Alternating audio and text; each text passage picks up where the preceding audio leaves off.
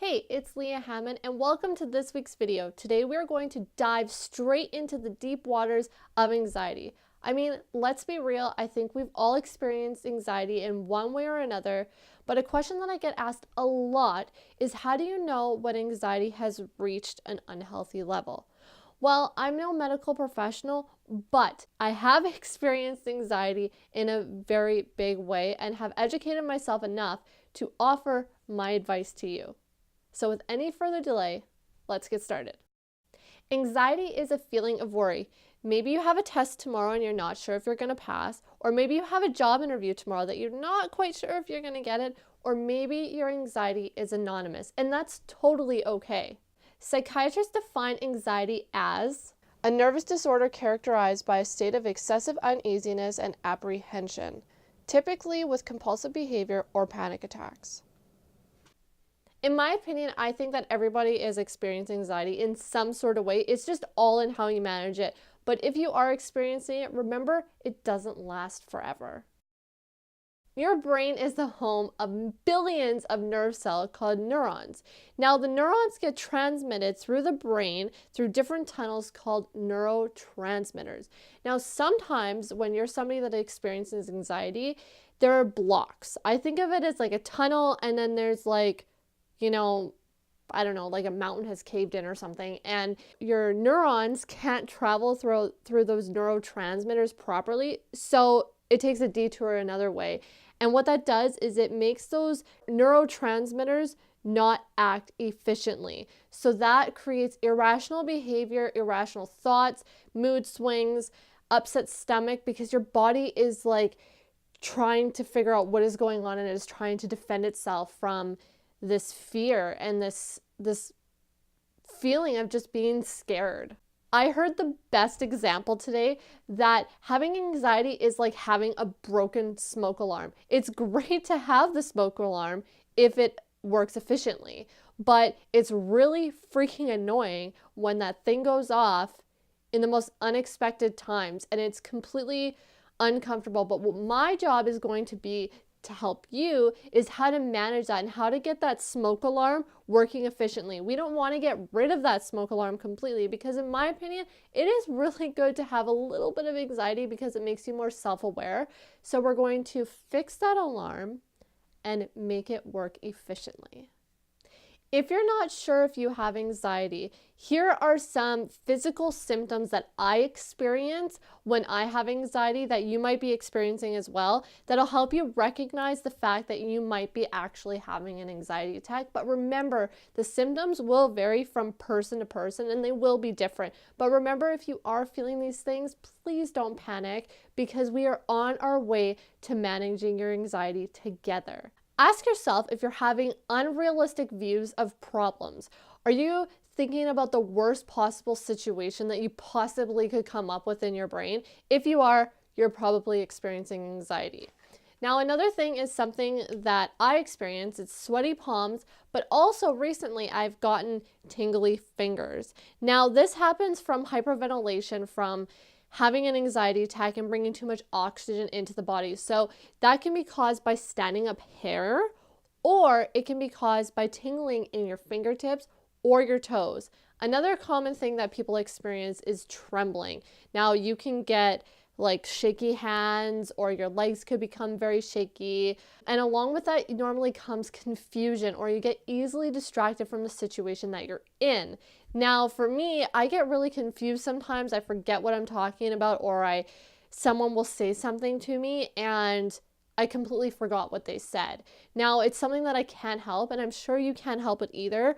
But that is part of having anxiety, and that is part of those neurotransmitters not getting those nerve cells through properly, and that is what causes the confusion. And also something that has affected me quite a bit in the past, recently it's gotten a lot better, is restless sleep. Now, for me, I used to wake up all the time and I would go to the doctor and I'm like, I'm so tired, like what is wrong with me? And he's like, get a Fitbit.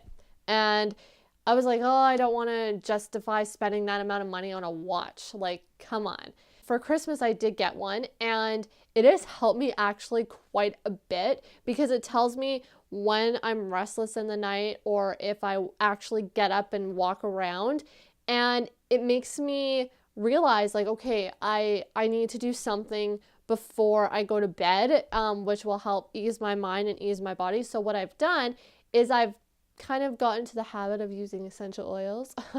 I spray my pillows normally with an essential oil spray, and I put a little bit of lavender behind my ears, and it takes that restlessness away by like 75%, which is awesome because I feel a lot more rested now, which is super important when you have anxiety. Another big one that I experience is muscle tension. Now, when I'm stressed, I'm somebody that grinds my teeth at night. So when I wake up in the morning, this part of my jaw is super, super sore and I have to rub it and massage it. But also I get chronic neck pain, and this is from having anxiety, and it sucks. It really, really does suck because I feel like it kind of affects everything. But I get a lot of it up in here. And a good thing for that is, even if you don't have anxiety and you just have upper back pain, a good thing to get and invest in, it's about $20 for a small bottle, but it's really, really good and it works wonders. It's called BioFreeze. You can get it at any chiropractic office, but it helps a lot. And what it does is it cools the muscle. So for me, when I have anxiety or an anxiety attack, I feel hot. I get hot flashes and I sweat and I feel gross. And I'm like, don't touch me. But what this BioFreeze does is it cools the muscle. So even though it's cooling the muscle and it's helping the muscle, I feel like it kind of eases the anxiety because it's cooling me down. So I think that is really, really important. And also I get stomach aches. Now, when I have an anxiety attack, I feel like I'm going to throw up. Like I'm like in the bathroom running. I don't care what I'm doing. I will run to the bathroom. I will just be ready to honk. But it's not going to happen. It doesn't happen. And I want you to know that because you are feeling these things, please don't be afraid that there's something seriously wrong with you. Please, please, please. Because for me, that is something that I'm afraid of. I'm afraid of there's something being way more wrong with me than just having anxiety. Remember, I am not a medical professional, but these are things that I've experienced that I hope that, you know, if you're experiencing them too, that it makes you feel better knowing that there's someone else feeling those same things. Keep in mind, if you are experiencing all these symptoms or some of these symptoms or experiencing totally different symptoms, remember that it is just extremely uncomfortable, but there's nothing seriously wrong with you. I really, really want you to remember that. If you are feeling just so lost and you're like, there's something wrong with me, because I do know that feeling, go and see your doctor, because your doctor will examine you and make sure that there's nothing seriously wrong and come back and tell you you have anxiety. Just breathe, calm, and let's move on.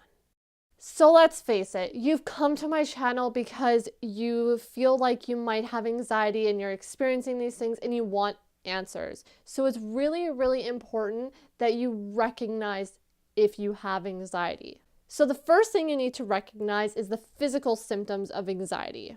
What happens when you have anxiety? Do you get a stomach ache? Do you get tingliness in your fingers? Do you throw up? Maybe you throw up. Do you get the shakes? Do you get dizzy? Do you get headaches? Recognize those symptoms. And what I do that helps me, especially before I go to the doctor, I will write down any physical symptoms or anything that I've noticed about my body that's changed or felt different. I will write them down and bring them into my doctor. So the first step is recognizing your physical symptoms. Next, recognize those feelings that make you feel anxious. For me, it's about being sick or my kids being sick. It's me being afraid of the unknown or what is going to happen to me health-wise that I can't control. Now, typically anxiety stems from the fear of the future. Now, I want you to sit down and really think about what are those things that give you anxiety? What are those thoughts? Nothing else, nothing physical, nothing around you. What are those thoughts that give you anxiety? Last, but certainly not least, recognize your anxious behavior. Are you avoiding people? Are you avoiding places, smells, books? For me, example, mine was restaurants. My mother passed away almost 2 years ago, and I could not go to a restaurant without having an anxiety attack. And it was awful. It sucked.